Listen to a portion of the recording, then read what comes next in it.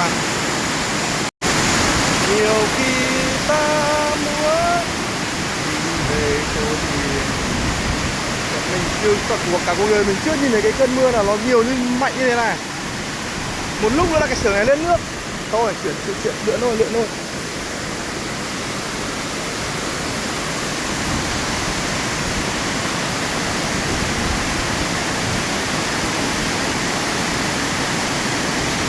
Sóng nước đây còn hơn cả thác.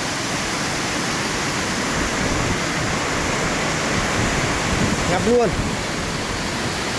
Công nghệ của giáo sư.